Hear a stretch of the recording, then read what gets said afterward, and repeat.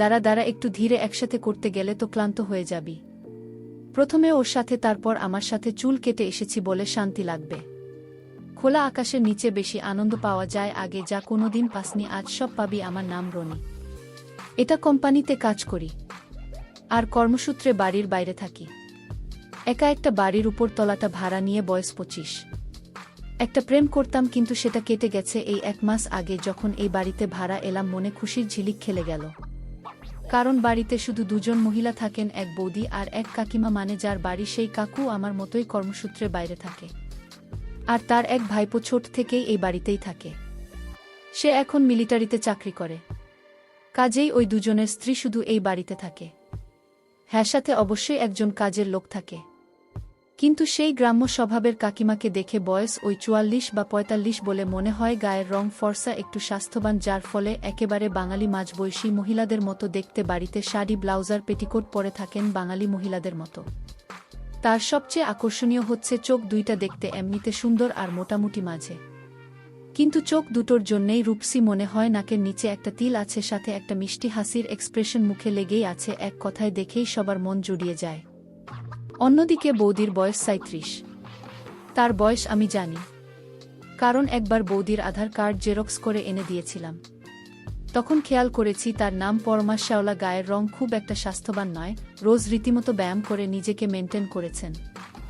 শ্যাওলা হলেও দেখতে বেশ মিষ্টি, মুখে সবসময় হাসি লেগেই আছে। যেদিন প্রথমেই বাড়িতে এসে উঠলাম, সেদিন বিকেলে বাড়ির সামনে এক সিগারেটের দোকানে দাঁড়িয়ে সিগারেট টানছি। দোকানদার জিজ্ঞেস করল, ওই বাড়ির ভাড়াটে নাকি? বললাম, হ্যাঁ, আজই এলাম। শুনে হেসে উঠে বলল, 2 জন মহিলা আছে ওই বাড়িতে। বুঝলাম বৌদি এর কাকিমার কথা বলছে। প্রথম দিনেই ওদের হাবভাব দেখে সন্দেহ হয়েছিল, কাজেই বেশ উৎসাহিত হয়ে জিজ্ঞেস করলাম, কেমন স্বভাবের তারা? দোকানদার বলল, পাড়ার এমন কোনো লোক নেই যার সাথে বন্ধুত্ব করেনি।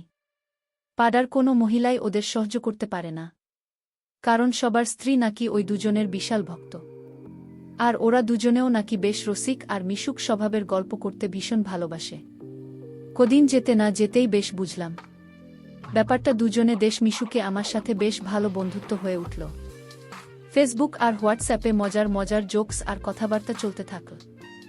আস্তে আস্তে সব রকম কথাবার্তা বলতে থাকল। কাকিমার মুখে দেখলাম কিছু আটকায় না। একদিন আমার প্রেম জীবন নিয়ে কথা হতে হতে হঠাৎ কাকিমা জিজ্ঞেস করল, কি রে, তোর প্রেম জীবনে কোনো বিশেষ স্মৃতি আছে নাকি? কাকিমার মুখে এই কথা শুনে আমার জামার একটু অস্বস্তি হলো, অদ্ভুত অনুভব করেছিলাম। নিজেকে সামলে নিয়ে বলেছিলাম, কি করব? শুনে কাকিমা মুখ বেঁকিয়ে বলেছিল, থাক, অত নেকা সাজতে হবে না, ভালোই জানো কি কথা বলছি। সাইড থেকে বৌদি হাসতে হাসতে বলেছিল, কাকি তোমার মুখে না কিছু আটকায় না, বেচারা দেখো কি লজ্জা পেয়েছে। সেই শুনে কাকিমা বৌদিকে ইশারা করে বলেছিল, লজ্জা না ছাই, কি কি ভেবেছিস ও আমাদের নিয়ে? কিছুই ভাবে না নাকি? সত্যি বলতে এটা শুনে বেশ লজ্জায় পেয়েছিলাম। বলেছিলাম, হ্যাঁ ভাবি তো। শুনে বুদি বলেছিল, ভাবনাটা নিজের কাছেই রেখো। কিন্তু একদিন কাকিমা ছাদে আমার রুমের সামনে কাপড় মেলতে আসে। আমাকে বেশ অবাক করে বলল, রনি, আমার আর পরমার ছোট জামা মেলে গেলাম, নোংরা যেন না হয়। আসলে একদিন কারো একজনের জামা এরকম ভাবেই ছাদে মেলা ছিল, আর আমি সেটা নামিয়ে রেখেছিলাম। যদিও তাতে তেমন কোনো সমস্যা হয়নি, তবুও বুঝলাম কোনো না কোনো ভাবে ধরা পড়ে গেছি। বললাম, কেন নোংরা হবে? নিচে পড়ে গেলে আমি তুলে দেব। কাকিমা হেসে বলল, হ্যাঁ তুলে এখানেই রেখো, অন্য কিছু করো না যেন। আমি বোকা বোকা ভাব করে বলেছিলাম, কি আবার করব? কাকিমা হেসে বলল, ওরে আমার খোকারে, সেদিন যে জামাটা তুই ধরেছিলি সেটা আমারই ছিল ভেবেছিলি? আমি বুঝব না। কথাটা শুনে একটু লজ্জা পেলাম। যাই হোক, সেদিনই বুঝেছিলাম কাকির সাথে কাজ করতে হবে। আর ভাবছিলাম, যদি বৌদির সাথেও কাজ করা যায় তাহলে তো ভাগ্য বদলে যাবে। কিন্তু তেমন ভালো সুযোগ পাওয়া যাচ্ছিল না। 2 জনেই বেশ বক্ষ আর চলা প্রকৃতির। প্রায় রোজই আমরা সন্ধে বেলায় একসাথে গল্প করতাম। আমি চা টিফিন খেতাম কাকিমাদের ওখানেই। কাকিমা মাঝে মধ্যেই ডাবল মিনিং কথা বলতো, আর বৌদি সেই শুনে হাসত। কিন্তু 2 জনেই বেশ একটা দূরত্ব বজায় রাখে। সব সময় বুঝে উঠতে পারছিলাম না কিভাবে এগোনো যায়। আর এই ভাবনার মাঝেই একদিন ঘটে গেল সেই ঘটনা। অপ্রত্যাশিতভাবেই এক ছুটির দিনের সন্ধ্যায় সিনেমা দেখছিলাম। ভেবেছিলাম সিনেমা দেখে একটু কাজ করব, তারপর চা খেতে বৌদিদের কাছে যাব। দরজাটা বোধহয় ঠিক করে লাগায়নি। আর যদিও কাকিমা বা বৌদি আমার রুমে খুব একটা আসতো না, কিন্তু সেদিনই তাদের আসতে হলো। আর তারা ঘরে ঢোকার সাথে সাথেই ঘটনা ঘটে গেল। হঠাৎ কাকিমার বৌদি ঢুকে পড়ল। আমরা তিনজনই অবাক হয়ে গেলেও কাকিমা দেখলাম দ্রুত ব্যাপারটা সামলে নিল। বৌদিকে প্লাস্টিকের ব্যাগ হাতে দিয়ে বলল, যা এগুলোকে সাজিয়ে নিয়ে আয়, এই ব্যাটার যা হাল এর দ্বারা হবে না। এই বলে কাকিমা মুচকি হেসে বলল, যাও একটু ফ্রেশ হয়ে এসো। আমার একটু অস্বস্তি হচ্ছিল, আর ভাবিছিলাম আসার আর সময় পেল না। কাকিমা বলল, এগ রোল এনেছি। আমি কাকিমার ক্যাজুয়াল ভাব দেখে একটু অবাকই হলাম। এত বড় একটা ব্যাপার, এর পরেও ভাবটা এমন যেন কিছুই হয়নি। আমি উঠে বাথরুমে গিয়ে ফ্রেশ হতে হতে ভাবলাম আজ হয়তো একটা নতুন অধ্যায় শুরু হতে পারে। বাথরুম থেকে ফিরে দেখি বৌদি আর কাকিমা এগ রোল খাচ্ছে। বন্ধুরা, এ সময় কিছু ঘটনা ঘটে যেগুলো সরাসরি বলা যাচ্ছে না। তোমরা কমেন্টে দেওয়া লিঙ্ক থেকে আমার ওয়েবসাইট ভিজিট করো, সেখানে একদম খোলামেলা গল্প দেওয়া আছে। কাকিমা এবার উঠে বিছানা ছেড়ে বাথরুমের দিকে যেতে যেতে বলল, নে এবার তোরা কাজ কর, তোর বৌদির সমস্যা এখনো সমাধান হয়নি। আমি চললাম রান্না চাপাতে। রাতে খেয়ে দে, তারপর তোদের সাথে বোঝাপড়া আছে। কাকিমা চলে যেতেই বৌদির সমস্যা সমাধান করতে লাগলাম। বন্ধুরা, তোমরা নিশ্চয়ই বুঝতে পেরেছ কিসের কথা বলছি। দেখতে দেখতে 1.5 মাস কেটে গেছে।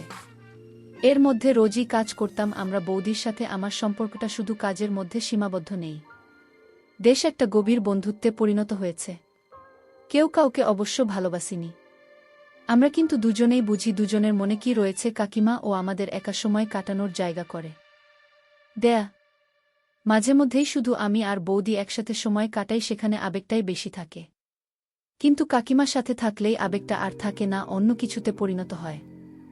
আমি আর বৌদি দুজনেই এই সময়গুলো উপভোগ করি। এই 1.5 মাসে আমি অনেক পরিণত হয়ে উঠেছি। এখন আর আগের মতো সহজে হাল ছেড়ে দিই না। কাকিমার বৌদি একসাথে থাকলেও না, ওরাও নিজেদের মধ্যে বলাবলি করে যে আমি নাকি কাজে আস্তে আস্তে দক্ষণ হয়ে উঠছি। এর মধ্যেই একদিন সম্পূর্ণ অন্যরকম এক অভিজ্ঞতা হলো। সেদিনটা রবিবার ছিল, ছুটির দিন। কাকিমার দুপুরে স্নান করে আমাকে বলে রেখেছিল, আর কাজ করার সময় অনেক ধৈর্য ধরতে হবে। পুরো আগুন হয়েছিল। সন্ধ্যায় কাকিমার সাথে বৌদিও যোগ দিল। পরিবেশটা ছিল দারুণ প্রাণবন্ত। ঘণ্টাখানেক পর কাকিমার বৌদি বিশ্রাম নিচ্ছিল, আমি শুয়ে আছি। এমন সময় কাকিমার ফোনটা বেজে উঠল। ফোনটা হাতে নিয়ে কাকিমা বলল, মলি কল করেছে বলেই একটা দুষ্ট হাসি। কাকিমা ফোনটা রিসিভ করে বলে উঠল, কি রে, এতদিন পর মনে পড়ল? ওপার থেকে কি জবাব এল শুনতে পেলাম না, শুধু একতরফের কথাই শুনতে পাচ্ছি। সেই ব্যস্ততা থাকবেই। এখন আমাদের কি আর মনে পড়বে? শোনো, আমাদের বাড়িতে ইয়াং একটা ছেলে ভাড়াতে এসেছে, অনেক মিশিকার বন্ধু, সুলভ স্বভাবের। তুই চাইলে পরিচিত হতে পারিস। অনেক কাজের। অন্য ছেলেটা আমাকে আর পরমাকে অনেক সাহায্য করে কাজে, একদম দক্ষ। ওর সাথে কাজ করে আমরা অনেক আনন্দে আছি। তাদের কথা শুনে বুঝলাম এই মলিও তাদের মতোই। বৌদিকে আসতে করে জিজ্ঞেস করলাম, কে এটা? বৌদি বলল, মলিদি কাকিমার ননদ। আমি দিদি বলেই ডাকি, আমার থেকে 1 বছরের বড়। বললাম, এও কি তোমাদের মতোই নাকি? বৌদি শুনে শুধু হেসে উঠল, কিছু বলল না আমাকে। ওদিকে কাকিমার ফোনে কথা তখন চলছে। কি আর করবি তুই, যা জিনিস। তোর কথা ভাবলে আমার কেমন যেন মনে হয়। তোর অফিসের ছেলেগুলোর আর দোষ কোথায়? কাকিমা ফোনে আমার সম্বন্ধে অনেক কথা বলছিল, এসব বলাতে বেশ ভালোই লাগছিল। নতুন ভাড়াটে, হ্যাঁ, ট্রেনিং দিচ্ছি বলে হাসতে লাগলো। কাকিমাকে এত হাসতে দেখিনি। এর আগে বুঝলাম বৌদি থেকেও বৌদির নন্দে কাকিমার বেশি কাছের বন্ধু। কাকিমা মলিদির কাছে আমার নামে অনেক প্রশংসা করেছে বলে মলিদি আমার সাথে সাথে ভিডিও কলে কথা বলতে চায়, আমার সাথে পরিচিত হতে চায়। যদি তার হয় তাহলে কাজও জুটতে পারে। একটু পর ভিডিও কল দেওয়া হলো। মলিদি আমাকে দেখে অনেক খুশি হয়েছে। সেদিন কলে যা হয়েছিল তা আসলেই অনেক মজা ছিল। বন্ধুরা, ইউটিউবের কড়া নিয়মের কারণে এসব ঘটনা সরাসরি বলা যাচ্ছে না। তোমরা কমেন্টে দেওয়া লিঙ্ক থেকে আমার ওয়েবসাইট ভিজিট করো, সেখানে একদম খোলামেলা গল্প দেওয়া আছে। এরকম একটা বাড়িতে এসে আমার ভাগ্য বদলে গেছে। এরকম বাড়ি হাতছাড়া করতে আমি রাজি না। তাছাড়াও সময়টা ছিল দুর্গা পুজোর। দাদা এসেছে, সেজন্যেই কাকিমার বড় ছুটি পাইনি। আমিও বাড়ি গেলাম কিছুদিনের জন্য। 1 মাস কেটেও গেল দেখতে দেখতে। আমি 15 দিন আগেই দাদারও ফেরার দিন চলে এল। দাদার যাওয়ার ট্রেন ভোর 4টার সময় বেরোবে 3টের দিকে। এই কদিনে দাদার সাথে 2-3 বারই কথা হয়েছে। আমারই অবশ্য লজ্জা লাগছিল কথা বলতে, কেননা বৌদিকে অনেক কাজে সাহায্য করেছি। যাই হোক, আমার অত ভেবে কাজ নেই। আমার যা দরকার তা তো ভালো মতোই হচ্ছে। সেদিন রাতে আর ঘুমালাম না, জানি দাদা বেরোলেই আবার শুরু হবে। আমিও 1 মাস একঘেয়েমি জীবন যাপন করেছি। চাতক পাখির মতো অপেক্ষায় আছি।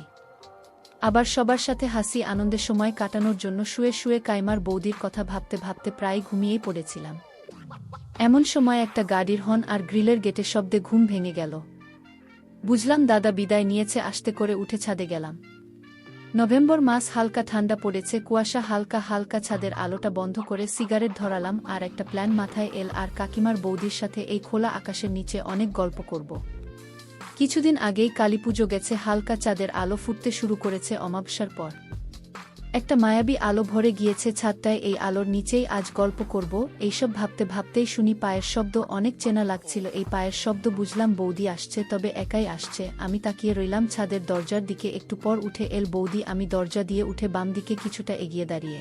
বৌদি ছাদের আলো বন্ধ দেখে একটু দাঁড়িয়ে গেল।